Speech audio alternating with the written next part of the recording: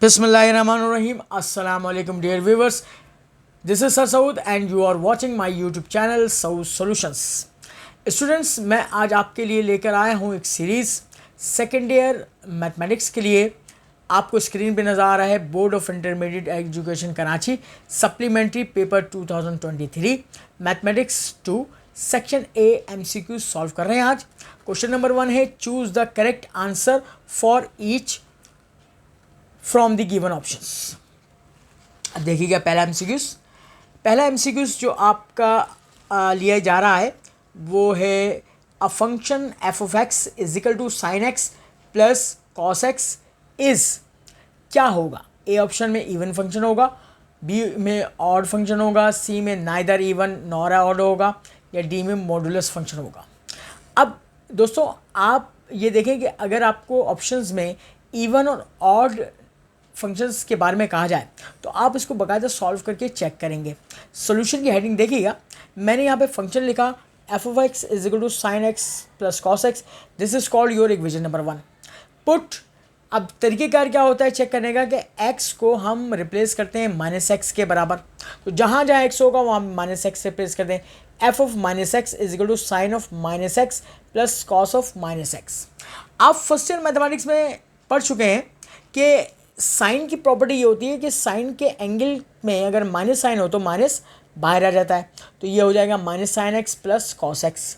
ठीक है, अब आप एक काम करें, माइनस साइन को मजीद कॉमन निकालें, तो f of minus x is equal to minus into sine x minus cos x.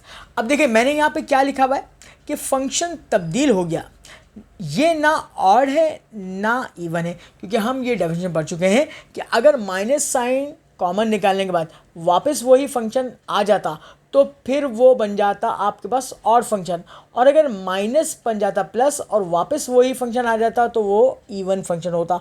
तो इसका मतलब है हमारे पास option number C is the right option, neither even nor odd. ठीक, अब हम बढ़ते हैं अपने नेक्स्ट एमसीक्यू की जानिब। एमसीक्यू नंबर 2, इफ़ एफ एक फंक्शन दिया हुआ है और ये वाली जो ब्रैकेट है ये आपके पास क्लोज इंटरवल की होती है -1 से लेके 5, और ये तमाम रियल नंबर है। Is defined by f of x, function define किया गया है x square, then value of f of -2 मालूम करना है आपने। अब आप देखिए इसको कैसे सॉल्व करेंगे। सोल्यूशन की हेडिंग डाली मैंने, f of x is equal to x square, domain जो वैल्यूज़ आपको इस इंटरवल में दी जा रही हैं वो इनपुट वैल्यूज़ कहलाएंगी, जिसे डोमेन कहते हैं। यानी कि आप -1 से लेकर 5 तक, यानी कि -1 0 1 2 3 4 5 पुट कर सकते हैं। अब ज़रा और से देखिए आपको क्या मालूम करने के लिए कह रहा है, एफ ऑफ -2 मालूम करने के लिए कह रहा है। -2 डोमेन में शामिल नहीं है, इन वैल्यूज़ में आपको -2 नज़र आ रहा है, नहीं है। जब कोई वैल्यू इस डोमेन में शामिल नहीं है तो आप इसको कैलकुलेट ही नहीं कर सकते। तो इसका मतलब है यहाँ पर इसका ऑप्शन नंबर डी राइट होगा, अनडिफाइंड, यानी कि यह फंक्शन इस वैल्यू पे क्या है, अनडिफाइंड है। इसके बाद आइएगा थर्ड एमसीक्यू, ये लिमिट का सवाल है। Limit x tends to infinity 1 plus y upon x की पावर x मालूम करना है आपने। अब यहाँ पे ज़रा देख लीजिए कि यहाँ पर हम सॉल्व कैसे करेंगे। यहाँ पे ये फॉर्मूला हम पढ़ चुके हैं लिमिट चैप्टर नंबर 1 में, limit x tends to infinity 1 plus 1 upon x की पावर x, यानी कि अगर यहाँ पर 1 अपॉन एक्स है तो इसका रेसिप्रोकल क्या होगा, x ऊपर मौजूद है, तो ये क्या बन जाता है, e बन जाता है। क्या बन जाता है, e। तो अब इस फॉर्मूले को हमें इससे इस्तेमाल करना पड़ेगा यहाँ पर। अब ज़रा और से देखिए, यहाँ पे हमने क्या किया कि limit x tends to infinity 1 plus यहाँ पे y अपॉन एक्स है, तो इसका रेसिप्रोकल होना चाहिए था, वो आपके पास x और y होना चाहिए था, मगर उसने क्या दिया है, x दिया है। तो हम इसको बैलेंस करेंगे, हम यहाँ पे x अपॉन y कर देंगे और बैलेंस करेंगे विद y के साथ। y से y कैंसिल हो जाएगा तो वापस क्या आ जाएगा, x आ जाएगा। क्यों ऐसा किया हमने कि फॉर्मूले से मैच कर जाए। यहाँ पे जो भी टर्म होगी इसका रेसिप्रोकल पावर होना ज़रूरी है। अगर यहाँ पे y अपॉन एक्स है तो x अपॉन वाई पावर होगी। अब ये शक्ल बन गई फॉर्मूले की, और फॉर्मूले के मुताबिक इसकी जगह क्या पुट कर सकते हैं, e, और e की होल पावर क्या रही, y। तो इसका मतलब है आंसर क्या रहेगा, e की पावर y रहेगा। ऑप्शन नंबर ए से मैच कर रहा है, ये राइट ऑप्शन है।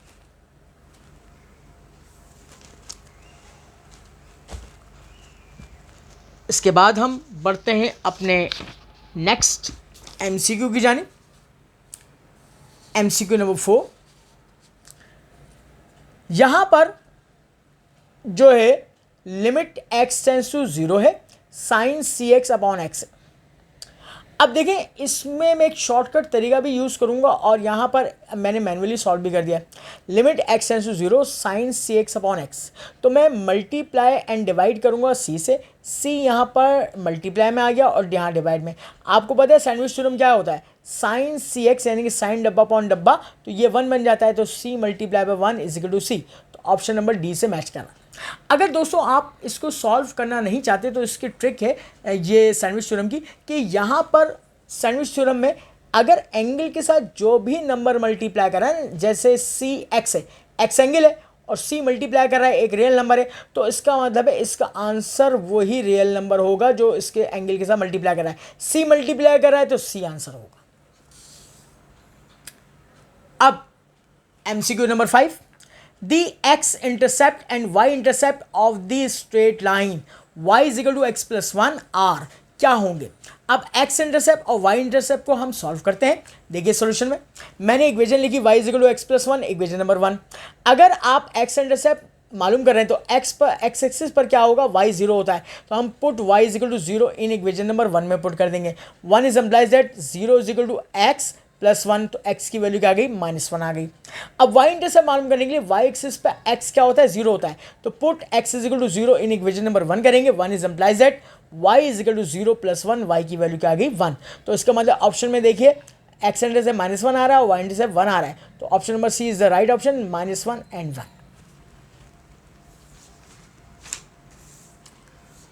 अब नेक्स्ट MCQ नंबर आपके पास 6, the distance from the point 3,4 to origin इस क्या होगा। तो आप देखिए कि ऑरिजिन से डिस्टेंस निकालना है, तो इसकी ट्रिक ये होगी कि एक लाइन सेगमेंट मैंने ड्रॉ कर दिया 0 0, तो याद रखिए कि इसकी ट्रिक ये होगी कि अगर ऑरिजिन से निकालना होगा ना, जो भी पॉइंट दिया हुआ है स्क्वायर रूट के अंदर रख के उन्हीं पॉइंट का स्क्वायर कर दीजिए। जैसे d इज इक्वल टू √3 का स्क्वायर प्लस 4 का स्क्वायर। देखिए 4 का स्क्वायर 16 हो जाएगा, 3 का स्क्वायर 9, 16 प्लस 9 कितना हो जाएगा, 25, और 25 का रूट निकालेंगे तो क्या आ जाएगा, 5 के बराबर आ जाएगा।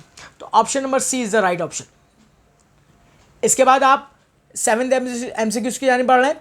The straight line 6x plus 10y minus 15 is equal to 0 is perpendicular to the line, किस लाइन के परपेंडिकुलर होगा। अब आप इसको ट्रिक से सॉल्व करेंगे। ट्रिक से कैसे सॉल्व करेंगे, देखिए मैंने इक्वेशन लिखी 6x plus 10y minus 15 is equal to 0। मैंने इसको 2 से डिवाइड कर दिया पहले, तो 2 से डिवाइड किया तो मैंने देखा कि 3x plus 5y minus 15/2 is equal to 0। अब आप ऑप्शन में देखेंगे कि ये देखिए यहाँ पर अगर इस लाइन के परपेंडिकुलर कोई लाइन होगी ना, तो इसका साइन रिवर्स कर देंगे, प्लस है तो माइनस कर देंगे। y का कोफिशिएंट x का बन जाएगा, x का y बन जाएगा, तो 5x माइनस 3y, और कॉन्स्टेंट टर्म जो भी होगी वटेवर कुछ भी होगी। तो आप इस ट्रिक को इस्तेमाल करते हुए अपने ऑप्शंस में मैच करेंगे। तो ऑप्शन में जब मैच करेंगे तो वो ऑप्शन नंबर ए मैच करेगा 5x minus 3y minus 15 is equal to 0 से मैच करेगा। तो ये दोनों आपस में क्या होंगी, परपेंडिकुलर लाइंस होंगी। नेक्स्ट MCQ की जानिब बढ़ते हैं।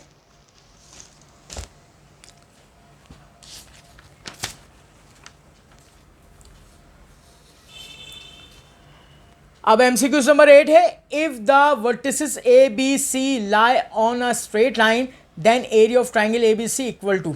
देखें अगर 3 जो है पॉइंट्स एक ही लाइन पर लाई कर रहे हो तो एरिया ऑफ ट्राइंगल तो बनेगा नहीं, क्योंकि ट्राइंगल ही नहीं बनेगी, तो उसका एरिया क्या बनेगा, 0 बनेगा।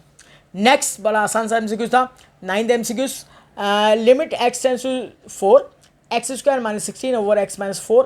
आप इसको कैलकुलेट करेंगे। कैलकुलेट कैसे करेंगे, देखिए एक्स स्क्वायर माइनस 16 को मैंने फॉर्मूले की मदद से ब्रेक कर दिया ए स्क्वायर माइनस बी स्क्वायर से, तो देखिएगा एक्स माइनस 4 एक्स प्लस 4 हुआ, एक्स माइनस 4 से एक्स माइनस 4 कैंसिल आउट हुआ, एक्स प्लस 4 बचा, 4 आप एक्स की वैल्यू पुट कर दें इसमें, लिमिट 4 + 4 क्या हो जाएगा 8, और ऑप्शन नंबर बी से मैच कर जाएगा ये। फिर MCQ नंबर 10th देखिए, और से slope of y axis. Slope of y axis क्या होता है, अनडिफाइंड या इन्फिनिटी होता है, ऑप्शन नंबर डी हो गया। ये MCQ सॉल्व हो गया आपका। Next MCQ number 11th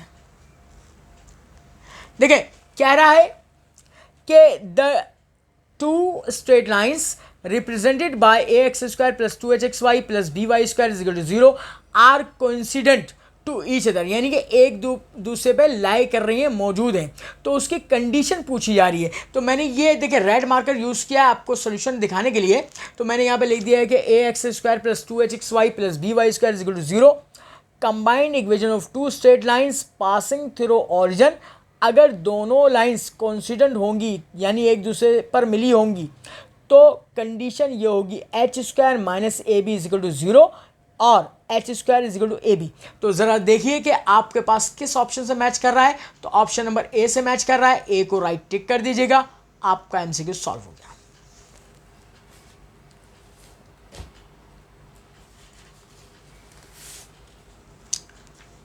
next MCQ की जाने बढ़ते हैं। एमसीक्यू नंबर 12 ये कह रहा है two straight lines are perpendicular when.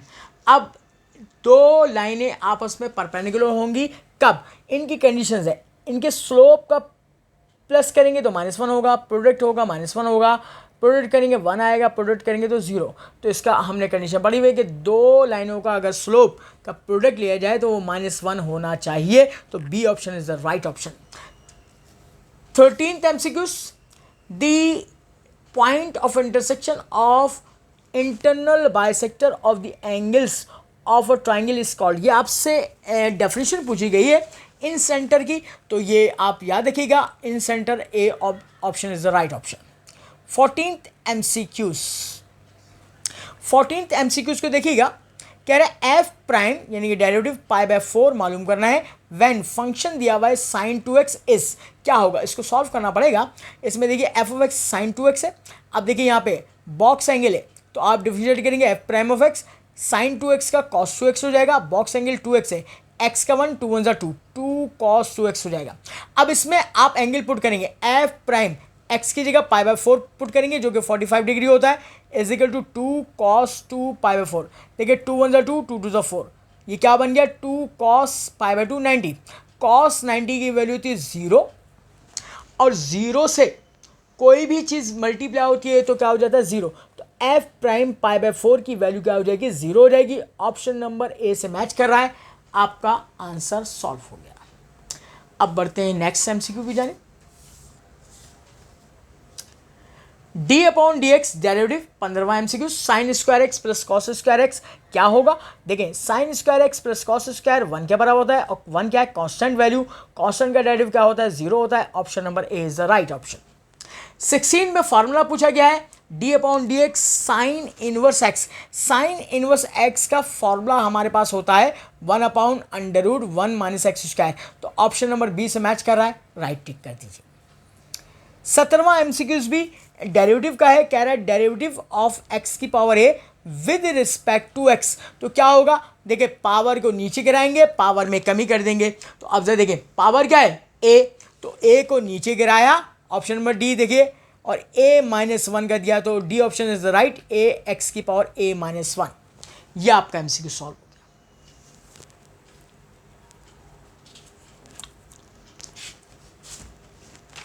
इसके बाद हम बढ़ते हैं अपने नेक्स्ट एमसीक्यूज की जानिब। MCQs number 18, if f of x, ये मैंने यहाँ पे देखिए सॉल्व करके भी दिखा दिया है, पावर कांस्टेंट है, ए को नीचे गिराया है, a -1। 18वां MCQs, if f of x is equal to sine 9x then f prime of x क्या होगा? अब देखिए साइन 9x का डेरिवेटिव होगा cos 9x और 9x एक बॉक्स एंगल है, तो 9x का डेरिवेटिव 9 हो जाएगा क्योंकि x का 1 होता है, 9 + 9, 9 को शुरू में रखेंगे। तो इसका मतलब option number D is the right option. 19th MCQs की जानिब बढ़ते हैं। अच्छा 19th एमसीक्यूज क्या कह रहा है आपसे कि the point x1, y1 lies outside the circle x² + y² is equal to r²। If क्या कंडीशन होगी? x1 का स्क्वायर यानी x की जगह आपने x1 डाल दिया, y की जगह y1 डाल दिया, x1 का स्क्वायर प्लस y1 का स्क्वायर माइनस r² यानी कि r² को इधर शिफ्ट कर देंगे। इस अगर आउटसाइड है तो क्या होना चाहिए? ग्रेटर देन 0 होना चाहिए कंडीशन, तो ग्रेटर देन 0 होगा। इसके बाद 20वां एमसीक्यू देखिएगा, इंटीग्रल e की power sign x cos x। ठीक है, तो अब आप देखिए यहाँ पर क्या होगा कि अगर ई की पावर बॉक्स का डेरिवेटिव बराबर में मौजूद है तो ई की पावर बॉक्स ही उसका इंटीग्रल का आंसर होता है। देखिए साइन एक्स का डेरिवेटिव कॉस एक्स है, मैंने अगले पेज पे इसको सॉल्व करके भी दिखाया होगा, तो ई की पावर साइन एक्स प्लस सी हो जाएगा। और देख लीजिए इसका सोल्यूशन भी,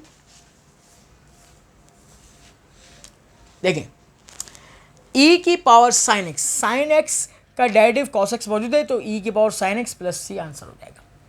21वां एमसीक्यू, साइन 90 का इंटीग्रल क्या होगा? तो देखिए आप, साइन 90 की वैल्यू होती है 1 डी थीटा, तो डी से इंटीग्रल साइन कैंसिल हो जाएगा, थीटा प्लस सी आंसर हो जाएगा। ऑप्शन नंबर बी से मैच कर रहा है। 22वां एमसीक्यूज भी उसने इंटीग्रल से लिया है, यानी कि चैप्टर नंबर 6 से 0 से लेकर 1 तक integral x D x solve करना है। इसको सॉल्व कर लीजिए, पावर में इजाफा उससे डिवाइड, यानी एक्स की पावर 1 है तो एक्स स्क्वायर बाय 2 हो जाएगा। अब देखिए upper limit minus lower limit लगाइए, तो यहाँ पे देखिए 1 का स्क्वायर 1/2 हो जाएगा, क्योंकि 0 तो यहाँ पे पुट करेंगे सब चीज़ खत्म हो जाएगी, 1/2 हो जाएगा। और ये आपके पास option number A is the right option.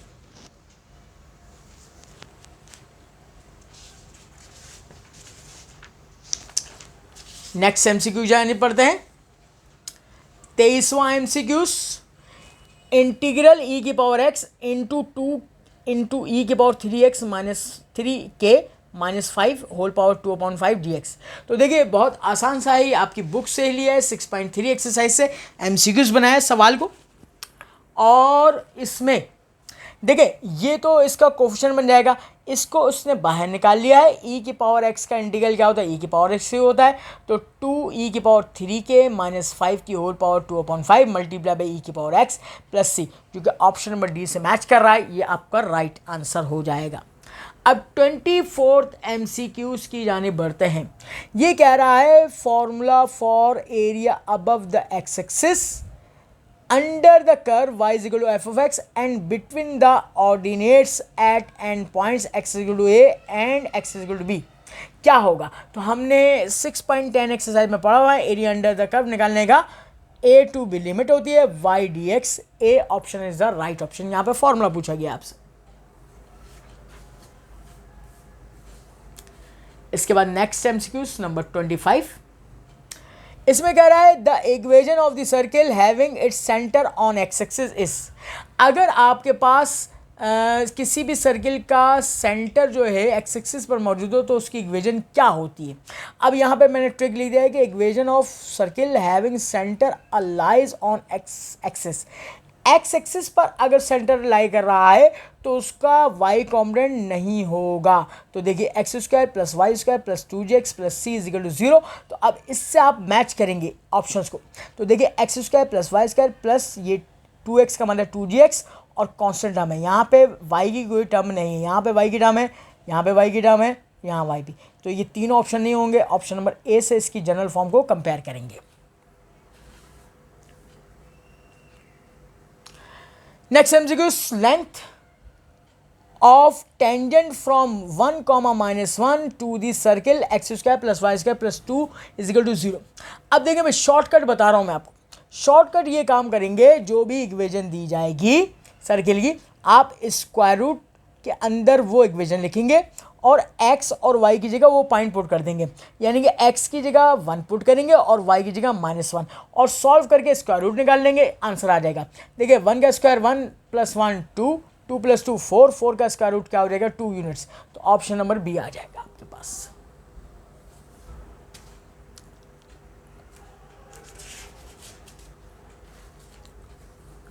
अब हम अगले एमसीक्यूज की जाने बढ़ रहे हैं। MCQs number 27, a normal to the circle passes through the, एक नॉर्मल जो है सर्किल पर अगर मौजूद हो तो वो कहाँ से पास करता है? वो सेंटर से पास करता है। ये मैंने डायग्राम भी आपको बना के दिखा दिए। इसके बाद 28वां MCQs, the length of the latus rectum of a parabola x square is equal to 8y is, क्या होगी? तो आप इसको सॉल्व करके देखेंगे। देखें x square is equal to 8y, equation number 1, इसकी जनरल फॉर्म क्या होगी? X square is equal to 4ay होगी, इक्वेशन नंबर 2। आप कंपेयर करेंगे, कंपेयरिंग इन 1 and 2, 4a बराबर 8 के हो जाएगा, 4 2 8, a is equal to 2, length of latus rectum of parabola modulus 4a के बराबर होता है, a की वैल्यू डाल दीजिएगा, 4 2 8, 8 यूनिट्स, ऑप्शन नंबर ए से मैच करेगा। ये आपको न्यूमेरिकली सॉल्व करके दिखाना पड़ेगा। अब आ जाइए 29th जो है एमसीक्यूज क्या है, the eccentricity E of a parabola is always, eccentricity जो होती है पैराबोला की वो हमेशा 1 के बराबर होती है। तो A option is the right, equal to 1। ये आपके पास थ्योरेटिकल एमसीक्यूज पूछा गया है। नेक्स्ट एमसीक्यूज की जाने बढ़ते हैं। 30th कह रहा है the vertex of the parabola y + 2 का whole square is equal to 4 times of x - 1। इसको सॉल्व करना पड़ेगा। आप जरा और से देखते हैं, y + 2 का whole square is equal to 4 times of x - 1। मैंने इसको ब्रेक किया, प्लस साइन को माइनस में तोड़ा, y - 2 का whole square is equal to 4 into x - 1 equation number 1। क्योंकि जनरल फॉर्म से कंपेयर करना पड़ेगा। It is of the form y - k का whole square is equal to 4a times of x - h, this is called 2। अब हमें vertex h के निकालना है। तो देखिए h की वैल्यू 1 कंपेयर करेंगे और k की वैल्यू -2 हो जाएगी। वर्टेक्स का फॉर्मूला क्या पढ़ा था हमने, h, k, तो 1, -2 हो जाएगा।